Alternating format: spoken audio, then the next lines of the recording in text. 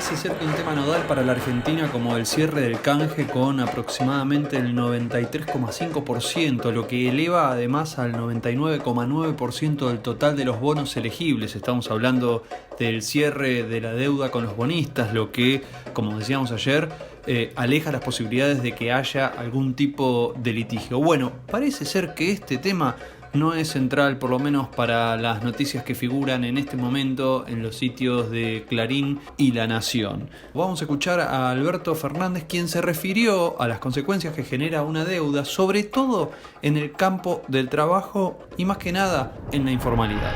Porque que un país se endeude no es que un presidente tenga que reunirse con alguien de un fondo de inversión o con el director ejecutivo del Fondo Monetario Internacional. Quiere decir que los ministerios de salud se cierran, que la ciencia y la tecnología pasan a un segundo plano, que 25.000 pymes se cierran, que cientos de miles de trabajos registrados se pierden, que empieza a nacer al margen de la sociedad una economía que llaman economía popular de aquellos a los que la misma sociedad expulsa hacia los márgenes.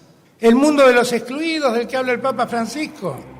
Sería interesante poner de relieve las distintas instancias de investigación, justamente para demostrar los fraudes que se llevan a cabo en el marco de estas deudas, como un mecanismo que funciona como extorsión desde hace muchísimo tiempo contra países como el nuestro. Hay que decir que hay un juego diplomático en este movimiento que lleva adelante Alberto Fernández, que consiste en dialogar con los distintos presidentes, principalmente de países europeos, producto de un escándalo que consistió en este préstamo que llevó adelante el Fondo Monetario Internacional, violando los propios estatutos del fondo, apoyando directamente a un partido político para que gane las elecciones, en un intento de interceder en los asuntos políticos de otro país, fundamentalmente por parte de Estados Unidos, como lo reconoció un asesor de Trump en una charla que tuvo con funcionarios chilenos.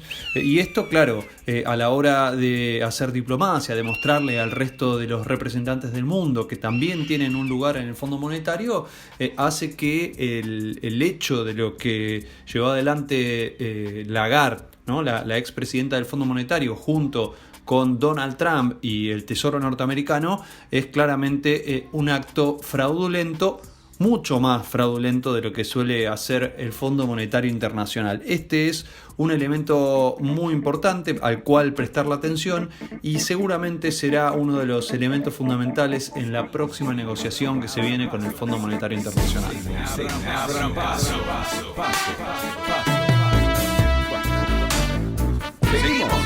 Vamos con las cortinas. Se mueve el tema del aporte solidario extraordinario de las grandes fortunas o el impuesto a las grandes fortunas. Le sacamos la palabra impuestos para que no asuste a nadie y le ponemos aporte solidario extraordinario. Velocopit, el dueño de Swiss Medical, también con capitales y con acciones importantes en el grupo de medios América, dijo que está de acuerdo. Uno de los líderes de la CGT, en este caso Héctor Daer, respaldó la contribución extraordinaria a las grandes fortunas, señaló que en momentos críticos los que más tienen y más ganan tienen que aportar para los que no tienen nada. Esto lo hizo en declaraciones a Radio 10. Sacamos algunas cuentas porque el INDEC publicó el índice de salarios y estimó un crecimiento del 0,4% de los salarios durante junio y un acumulado en lo que va del año, en los últimos 12 meses, mejor dicho, de un 37%. Pero si lo comparamos con los índices publicados por el INDEC, nos habla de un 1,9%, que supera ese 1,4 que te estaba diciendo en la variación mensual y un 42,4% en la variación interanual.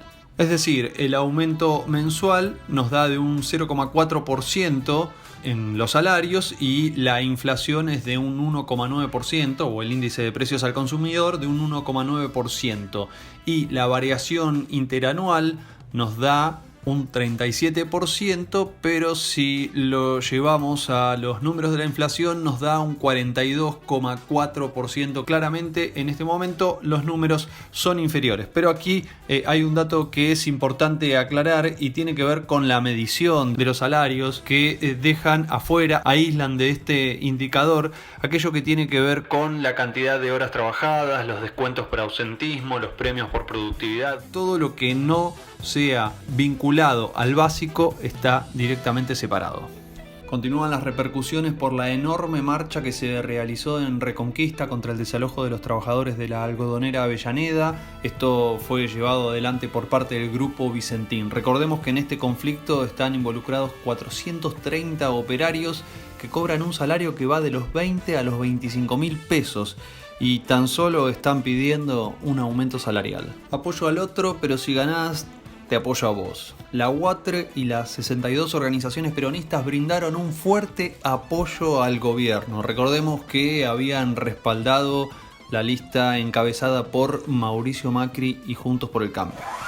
Novedades en las paritarias 2020, Molineros rompió el techo y anotó un aumento anual del 37,9%. Había negociado un 10% en junio, incorporando 4.000 pesos a los básicos de convenio y ahora suma un 25,3% acumulativo que se va a terminar de hacer efectivo en marzo del 2021. Esto lo informa Luis Campos, investigador en materia laboral. También hubo acuerdo salarial en las ramas de laboratorios del Sindicato de la Sanidad, suman un 5,8% para el trimestre de agosto a octubre y acumulan un 13,6% desde mayo. La negociación se va a retomar en noviembre.